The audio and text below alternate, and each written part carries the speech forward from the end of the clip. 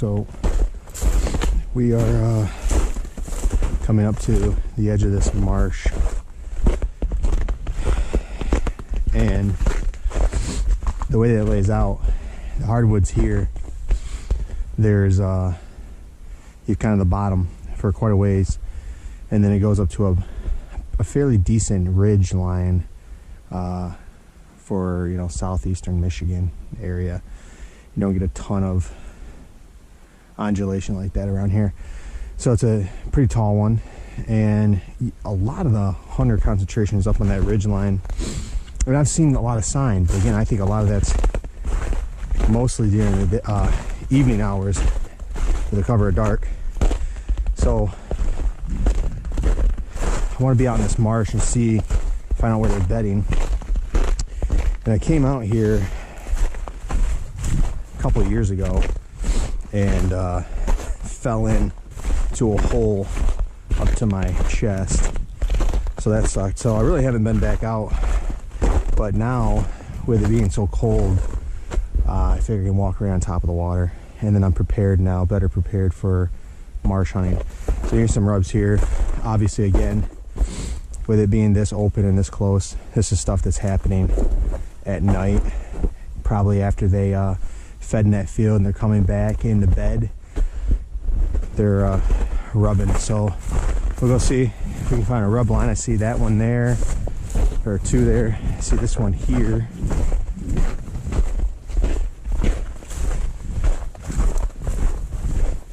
And this is a good little transition from hardwoods to the marsh. So here's another rub here.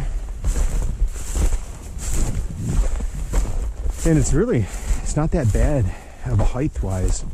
I mean, that's above my belly button, but below my chest. So it's not horrible sized deer. Okay, so for that, let's see.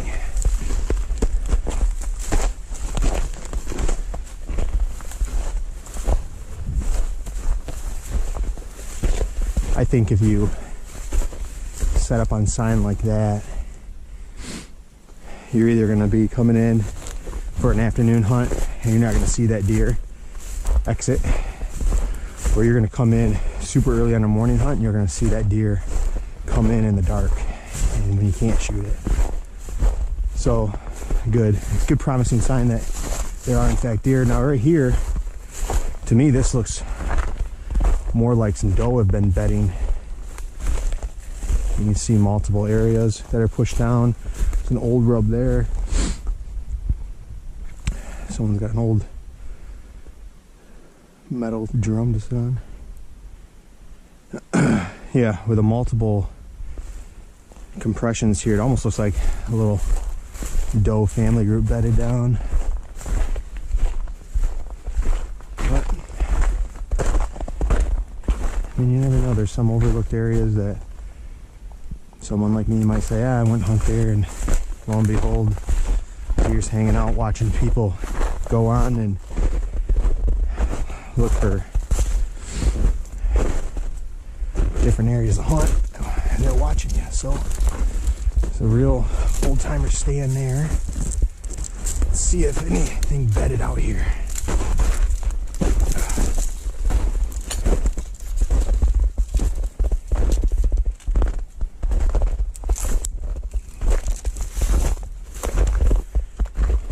So what I'm going to end up doing though, there's islands out here. There's an island out there, a big one. People actually get to it by airboat. And I really want to check it out. And that's where I was going when I fell in the one time. And I scouted a little bit, but I was soaked and socks and everything. So I ended up abandoning the search. All right, I'll bring you back in a little bit.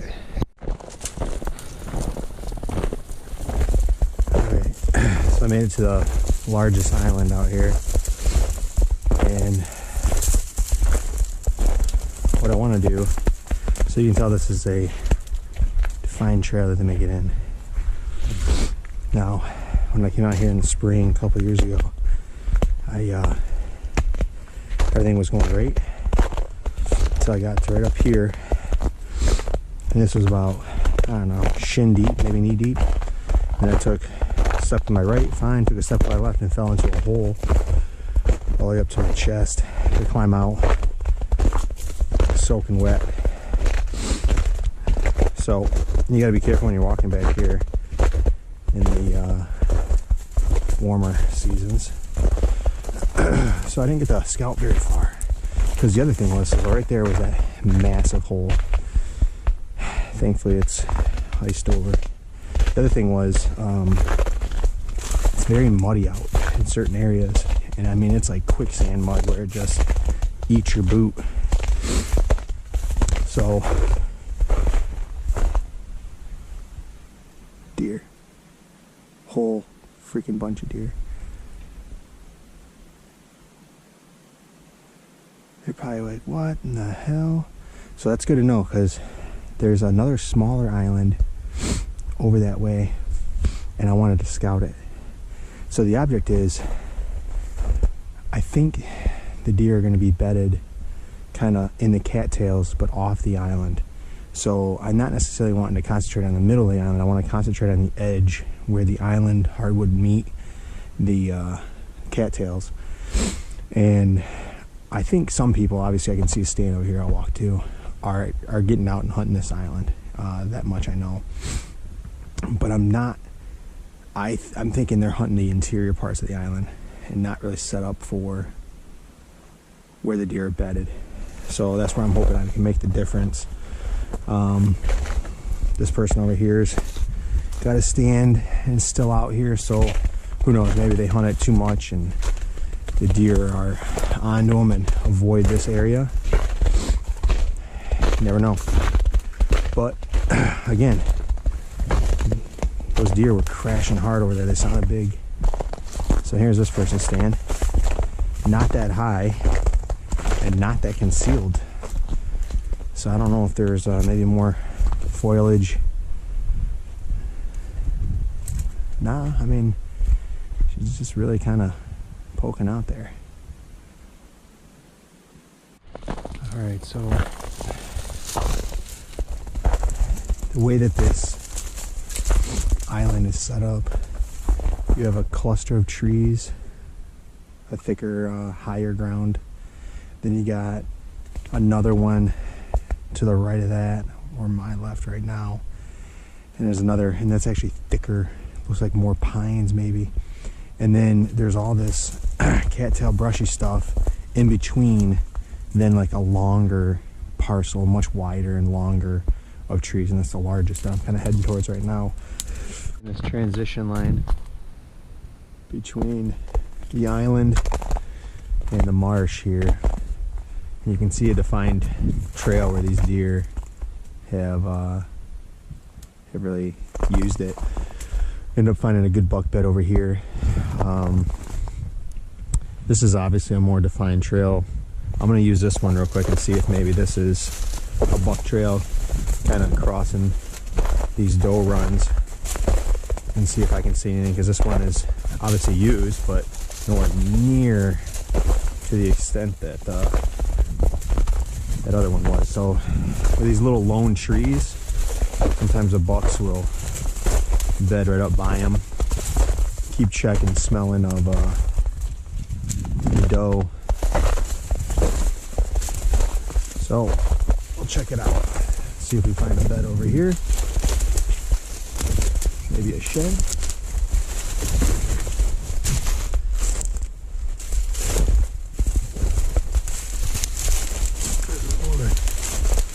Yeah, so you can see where the deer comes in and beds right up against there. That tiny little island over there. Wouldn't be surprised if we don't pick up some deer in this tall stuff over here. I want to see if anything's bedding on or around it, because there's a big island out here, and there's this little one, and there's another little one over there. I want to see both. There's clearly a run going through it.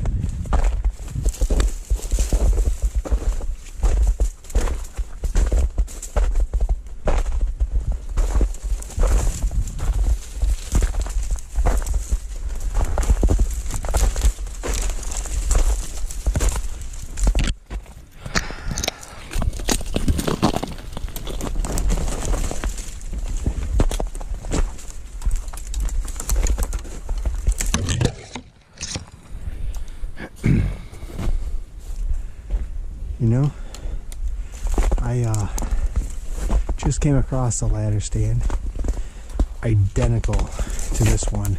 I mean, the exact same design. So it's clearly extremely old. So that's good. Now I gotta take a look around. Alright, buck bed 25. Get the island hardwoods there. Bed there. And all this is cattail marsh. And I honestly don't know how you would hunt this deer.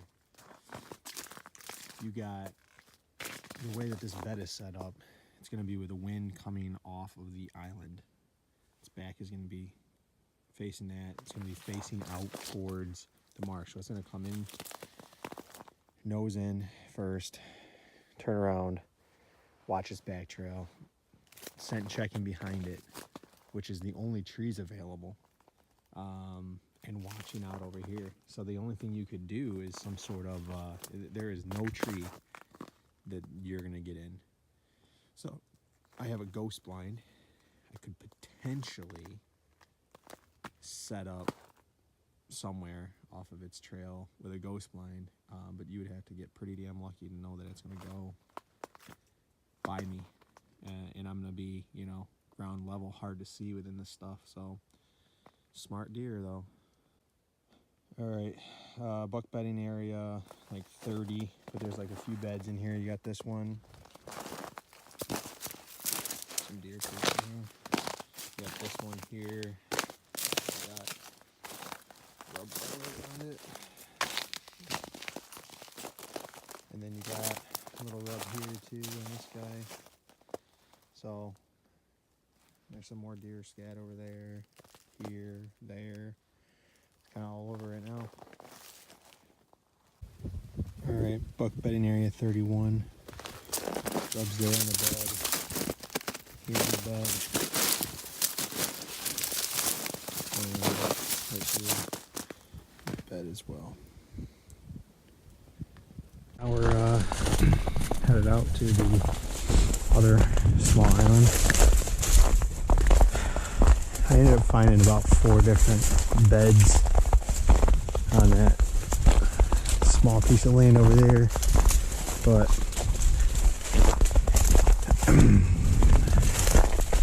we'll see. I mean, the information's good to have for sure, but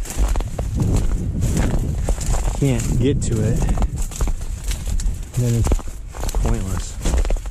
So we'll see. But you know what I did find was an old actual like step ladder, like a painter's ladder, wooden, and laid on its side out there in the marsh, not far from a couple of beds I found. So kind of tells me that some smart people have hunted this area, and I know there's some people who actually they hunt the cattails, and that's what they do. They sit up on top of a ladder just to see over it because there's no trees, and then they either do a drive or they just wait, hope that deer comes on that one run they're on. To me, this almost looks like one of these airboats went through here. I know there's a few people out here that use airboats to hunt, and I'm pretty sure, I'm not wearing my glasses or contacts, but I am pretty sure that I've seen what looked like a box blind of some sort. So it could even be a duck hunter that's coming out here. I know there's a lot of duck hunters. I want to check that single tree over there too. It's on its own little high ground.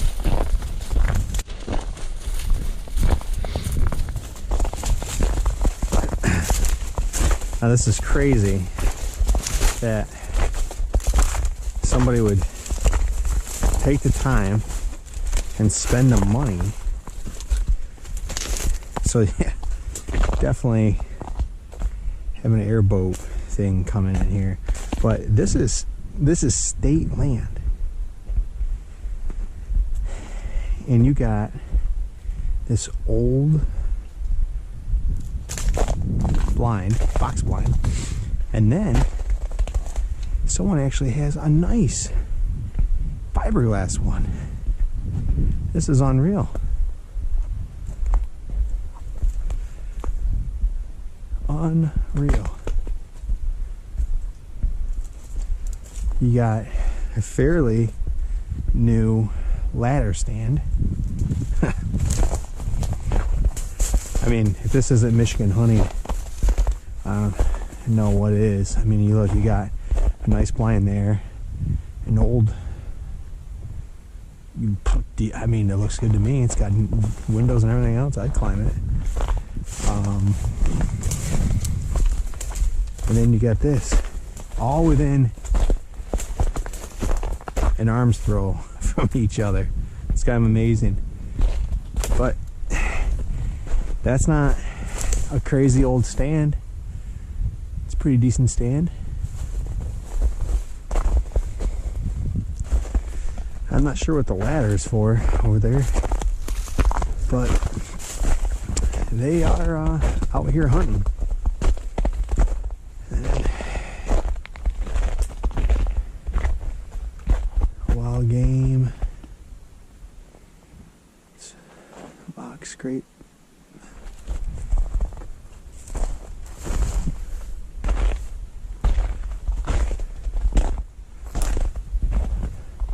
And then this guy's way up there. Look at that. He's got sticks.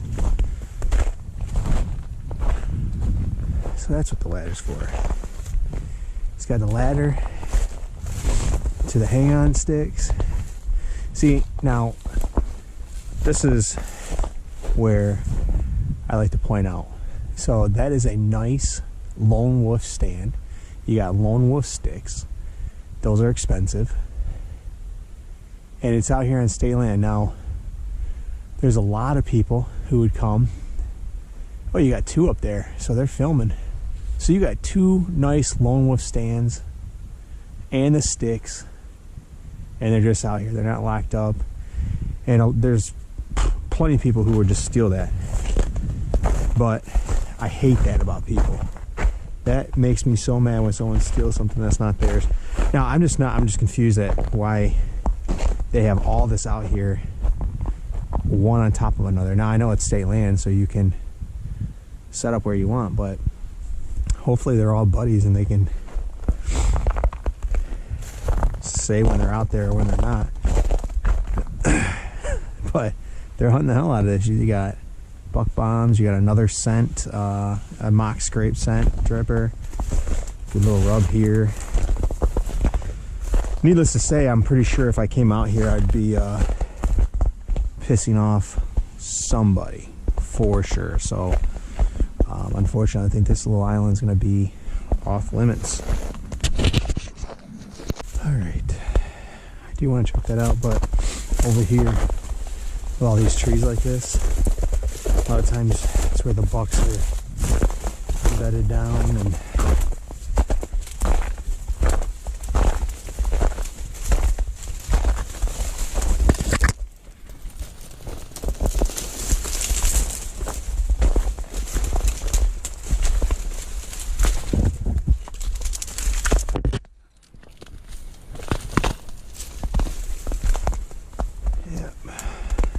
Right here,